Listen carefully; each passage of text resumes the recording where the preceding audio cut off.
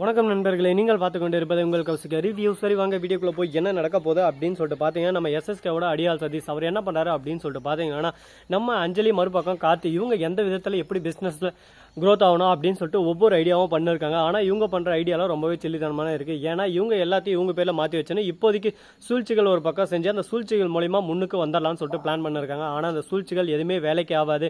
ஏன்னா இந்த இடத்துல இருக்கிறது நம்ம தலைவி ராஜ பைரவி. அந்த பைரவியோட உதவி இல்லாமல் இவங்களால ஒன்றுமே பண்ண முடியாது. கௌதம் நினைச்சா என்ன வேணாலும் பண்ணலாம். ஆனால் அவர் எந்த ஒரு விஷயத்தையும் அசால்ட்டாக செய்யாமல் பொறுமை கடலினும் பெரிதுன்னு சொல்லிட்டு ரொம்பவே பொறுமையாக இருக்குது. இந்த மாதிரியெல்லாம் அவர் பொறுமையாக இருக்கிறதுனால தான் எல்லாமே ஒரு பக்கம் அவரால் ஜெயிக்க முடியும். ஆனால் கார்த்தியும் அஞ்சலி அந்த மாதிரி இல்லை. அவங்க எடுத்தோம் உடனே சொல்லிட்டு ஜெயிச்சிருவோம்னு சொல்லிட்டு பகல் கனவு கண்ணு இருக்காங்க. அந்த பகல் கனவு ஒரேடியாக கனவாக மட்டும்தான் போய் தவிர அது என்றைக்கும் நிஜமாகாது அப்படின்னு சொல்லிட்டு இவங்க ரெண்டு பேரும் ஒரு பக்கம் கன்சல்ட் பண்ணியிருக்காங்க. சரி, இந்த மாதிரியெல்லாம் ஒரு பக்கம் பண்ணின்னு இருக்கா. மறுபக்கம் என்ன நடக்குதுன்னு சொல்லிட்டு பார்த்தீங்கன்னா, நம்ம கௌதம் இருக்கார்ல, அவர் வந்து சிறப்பான ஒரு விஷயத்தை அசாதாரியமாக செஞ்சு முடிச்சிட்டாரு. அப்படி என்ன செஞ்சாரு, ஏது செஞ்சாரு அப்படின்னு சொல்லிட்டு பார்த்தீங்களான்னா, இப்படி தாங்க ஒரு பக்கம் சர்ச்சைகளும் பிரச்சனைகளும் எல்லாத்தையும் சேர்ந்து ஒரு பக்கம் கொண்டு போயின்னு இருக்காங்க.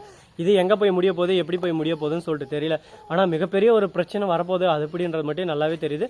சரி, இந்த மாதிரியெல்லாம் ஒரு பக்கம் நடந்துன்னு இருக்கா. மறுபக்கம் என்ன நடக்குது அப்படின்னு சொல்லிட்டு பார்த்தீங்களான்னா, இந்த மாதிரி தாங்க ஒரு பக்கம் பிரச்சனையெல்லாம் போயின்னு இருக்குது. இந்த பிரச்சனையெல்லாம் எப்படி சமாளிக்க போகிறாங்க, என்னென்ன நடக்க போகுது அப்படின்ற ஒவ்வொரு விஷயத்தையும் தான் இந்த வீடியோவில் பார்த்து நீங்கள் தெரிஞ்சு போகிறீங்க. அது மட்டும் இல்லாமல் மறுபக்கம் என்ன நடக்குது அப்படின்னு சொல்லிட்டு பார்த்தீங்கன்னா, நம்ம கார்த்தி இருக்கார்ல, அவர் வந்து ஒரு டெண்டர் விஷயமா வெளியே போயிருக்காரு. ஆனால் அவரை யாருமே மதிக்கலைங்க. ஏன்னா அவருக்கு இந்த பிஸ்னஸை பற்றி ஒன்றுமே தெரியாது.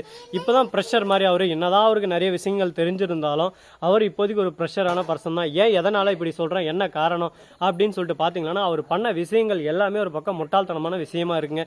ஏன் எதனால் அப்படின்னு சொல்லிட்டு பார்த்தா, கொட்டேஷன் அந்த இடத்துல எந்த அளவுக்கு ஒரு பக்கம் நமக்கு லாபம் வரணும், எந்த அளவுக்கு நம்ம இது பண்ணணும், அதெல்லாம் யோசிச்சு சிந்திச்சு அந்த இடத்துல அமௌண்ட்டை நம்ம கண்டிப்பாக இது கோட் பண்ணோம். அதை விட்டு எடுத்தோம் கவுத்தோன்னு சொல்லிட்டு நாம் ஏதோ ஒரு அமௌண்ட்டை கோட் பண்ணால் அந்த இடத்துல நமக்கு வெற்றியே கிடைக்காது.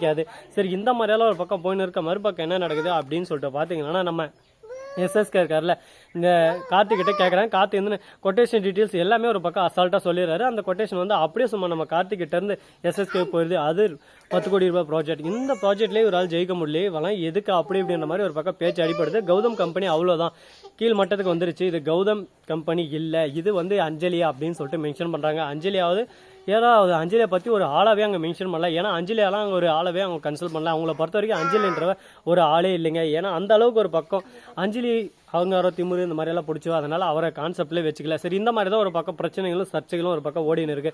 சரி, இந்த மாதிரியெல்லாம் ஒரு பக்கம் போயின்னு இருந்தாலும் அதே சமயத்தில் மறுபக்கம் என்ன நடக்குது அப்படின்னு சொல்லிட்டு பார்த்தீங்கன்னா, நம்ம எஸ்எஸ்கே இருக்கார்ல, அவர் வந்து என்ன சொல்றாரு பார்த்தீங்கன்னா, கார்த்திகை பார்த்துக்க, இதுக்கப்புறம் நானே இல்லை, யார் கொட்டேஷன் கேட்டாலும் நீ சொல்லாத அப்படின்னு சொல்லிட்டு சொல்லிக்கிறாங்க. அப்படி இல்லைன்னா நீ கொட்டேஷன் போடு, உன் கம்பெனி நம்பர் 1 டாப்ல இருக்கிறதுனால எல்லாரும் கேட்பாங்க.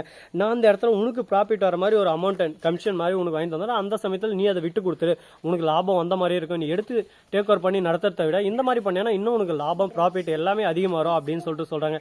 இதை கேட்டது ஒரு பக்கம் கார்த்திகை யோசிக்கிறதோட அஞ்சலி டக்குன்னு சரிதான்ப்பா, இது ஓகே தான், இதில் என்ன ப்ராஃபிட் நல்லா தான் வருது, இதை ஏன் கௌதம் ஒத்துக்க மாட்டேன். இந்த கௌதமுக்கு என்ன தெரியும், பிசினஸை பத்தி ஒண்ணுமே தெரியாது, எப்படி உழைச்சி முன்னேறணும் அப்படின்றத அவனோட கான்செப்ட். நாம இதை வச்சு நம்ம இன்னும் முன்னுக்கு வரலாம் அப்படின்னு சொல்லிட்டு நம்ம கார்த்திகை அஞ்சலி பேசினிருக்காங்க. ஆனா இவங்களுக்கு ஒரு விஷயம் புரிய காணுங்க. ஏன்னா இவங்க எந்த அளவுக்கு ஒரு பக்கம் இந்த மாதிரி கோட் பண்ணாலும் இவங்க கம்பெனி டாப்ல இருக்கிறதுனா அதுக்கான மதிப்பு இருக்கும். இவங்க கம்பெனி லோவுக்கு போயிடுச்சுன்னா அதுக்கப்புறம் இந்த கம்பெனியை நம்பி யாருமே ஒரு பக்கம் கோட் பண்ற அமௌண்ட் எதுவுமே கோட் பண்ண மாட்டாங்க. எல்லாமே ஒரு பக்கம் போட்டுக்கிட்டோம் அப்படியே சொல்லிட்டு விட்டுருவாங்க. சரி, இந்த மாதிரி தாங்க ஒரு பக்கம் சர்ச்சைகளோட போயின்னு இருக்கு. இவங்க ரெண்டு பேரோட முட்டாள்தனத்தினால மிகப்பெரிய சாம்ராஜ்யத்தை அசால்ட்டா ஒரு பக்கம் ஒண்ணுமே இல்லாம பண்ண போறாங்க, அது நிச்சயம் உறுதி. ஆனா நம்ம கௌதம் இதுக்கு உடன்பாடல. இந்த மாதிரி பண்றதுன்னு தெரிஞ்சு வந்ததும் கௌதம் செம்ம கோவப்படுறாரு, இலக்கியா கிட்டே கோவப்படுறாரு. இலக்கியா என்ன இது குடும்பம் மேல குடும்பம் போயின்னு இருக்கு, நான் எந்த அளவுக்கு ஒரு பக்கம் கட்டி காத்த அந்த ராஜ்யத்தை இவங்க அசாதாரியமாக இதெல்லாம் தூக்கி போட்டுடலான்னு சொல்லிட்டு பார்க்குறாங்க. இதெல்லாம் நான் விட மாட்டேன், நான் தட்டி கேட்க போகிறேன் அப்படின்னு சொல்லிட்டு சொல்கிறாங்க. தட்டி கேட்கறதுக்கு முன்னாடி இது மொத்தம் நம்ம பேரில் இருக்கணும், நம்ம பேரில் எந்த ஒரு சொத்தும் இல்லாத போது நம்ம எதுவும் பேச முடியாது கௌதம் அப்படின்னு சொல்லிட்டு பேசினு இருக்காங்க. இலக்கிய சொன்னத்தை கொஞ்ச நேரம் கேட்டுன்னு அதே சமயத்தில் ஜானி வந்து நீ எதுக்கும் கவலைப்படாதப்பா, உன் நல்ல மனசுக்கு எல்லாமே நல்லதாக நடக்கும், நம்ம யாரான ஒருத்தர் கண்டிப்பாக கையை காலை பிடிச்சாவது இந்த சொத்தை மீட்டரலாம் அப்படின்னு சொல்லிட்டு பேசினு இருக்காங்க. ஆனால் இதுக்கு சாத்தியம் இருக்கான்னு சொல்லிட்டு பார்த்தா கண்டிப்பாக சாத்தியம் இருக்குது. நம்ம ஜானையே மறுபக்கம் ஜானையோட வீட்டுக்காரரும் அவங்க ரெண்டு பேரும் சேர்ந்துன்னு என் வளர்ப்பு பிள்ளைக்கு தான் அந்த சொத்து எல்லாமே, என் வளர்ப்பு பிள்ளைகிட்ட இருந்து இவங்க பிடிங்கி நாங்கள் வாண்டடா, என் பிள்ளை என்ன பார்க்கறதில்ல, அந்த சொத்து எல்லாம் எனக்கு திரும்ப வேணும் அப்படின்னு சொல்லிட்டு கேட்டால் கண்டிப்பாக அந்த சொத்தை எல்லாமே திரும்ப கொடுக்குற ஆப்ஷன் இருக்குது. பெற்றவங்க சொத்து கேட்குறமோ அந்த சொத்தை கம்பல்சரி கொடுத்துதாங்க ஆகணும். அந்த மாதிரி ஒரு சட்டம் புதுசாக வந்துட்டு இருக்கு. இதனால நம்ம கார்த்தி நினைச்சுங்கிறது என்ன, இப்போ எல்லாம் நம்ம கைக்கு வந்துருச்சுன்னு ஆணவத்தில் இருக்காங்க. அதுக்குள்ள எஸ்எஸ்கே இது எல்லாமே சுருட்டிக்கணும், கௌதமும் இலக்கியாவும் எப்படியான அந்த சொத்தை திரும்ப எடுக்கணும்னு சொல்லிட்டு பார்ப்பாங்க. அதுக்குள்ள நாம சுருட்டிக்கிட்டு இவங்களுக்கு சரியான கருத்து கொடுக்கணும் அப்படின்னு சொல்லிட்டு வெயிட் பண்ணிருக்காங்க. இதில் யாருக்கிட்ட நல்ல விஷயம் இருக்குது, யார்கிட்ட கெட்ட விஷயம் இருக்குன்னு சொல்லிட்டு சொல்ல முடியாதுங்க. எல்லாமே ஒரு பக்கம் கேப் மாதிரித்தனம் உள்ள மாதிரித்தனமாக தான் இருக்குது. இந்த மாதிரி தான் ஒரு பக்கம் கொண்டு போயின்னு இருக்காங்க. இதுக்கப்புறம் இதே மாதிரி போயினுச்சு என்ன பண்ணுறது ஏது பண்ணுறது நம்மளால் ஒன்றும் சொல்ல முடியாது. அதுக்கப்புறம் அடுத்தடுத்த விஷயம் போயினே தான் இருக்குது ஒரு பக்கம். சரி போனதெல்லாம் போயிடுச்சு, முடிஞ்சதெல்லாம் முடிஞ்சு. இதுக்கப்புறம் என்ன பண்ண போகிறோம் ஏது பண்ண போகிறோம் அப்படின்னு சொல்லிட்டு பார்த்தீங்கன்னா நம்ம கௌதம் இருக்கார்ல, அவர் வந்து என்ன பண்ணுறாருன்னு சொல்லிட்டு பார்த்தீங்கன்னா ஒரு கொட்டேஷனுக்கும் போகிறாரு. அங்கே போயிட்டு அவரால் முடிஞ்ச விஷயத்தை தான் கம்பெனிக்காக செய்யலாம்னு சொல்லிட்டு பார்க்குறாங்க. ஆனால் எந்த ஒரு விஷயத்தையும் அந்த இடத்துல இவரால் பண்ணவும் முடியல, செய்யவும் முடியல. எது செய்யலான்னு போனாலும் அந்த இடத்துல இடைஞ்சலாக ஒருத்தர் வந்துடுறாங்க. அது யார் வருவாங்க எப்படி வருவாங்கன்னு சொல்லிட்டு உங்களுக்கே நல்லா தெரிஞ்சிருக்கும். அந்த பர்சனை நம்ம என்ன பண்ண முடியும், ஒன்றுமே பண்ண முடியாது. எஸ்எஸ்கே வர இடத்துல அசிங்கம் பார்த்து ஆரம்பிச்சிடாரு. உனக்கு எந்த ஒரு கம்பெனிலேயே நீ எப்படா இந்த மாதிரியெல்லாம் எடுத்து செய்கிற அப்படி இப்படின்னு சொல்லிட்டு ஒரு வார்த்தையில் விட்டுறாரு. இந்த வார்த்தையில் விட்டுறதுனால செம்ம கடுப்பாயிருது ஒரு பக்கம் எஸ்எஸ்கேவுக்கு. என்னடா இது இவன் இஷ்டத்துக்கு இவன் பேசிட்டு போயிட்டே இருக்கான், இதெல்லாம் இப்படியே விடணுமா அப்படின்னு சொல்லிட்டு யோசிச்சுன்னு இருக்காங்க.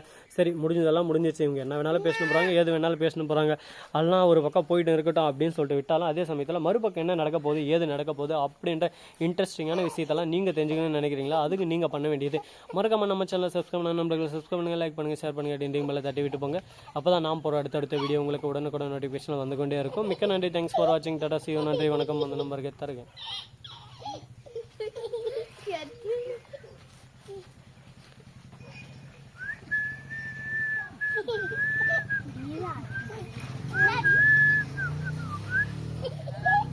சொல்பா சும்மாதான்.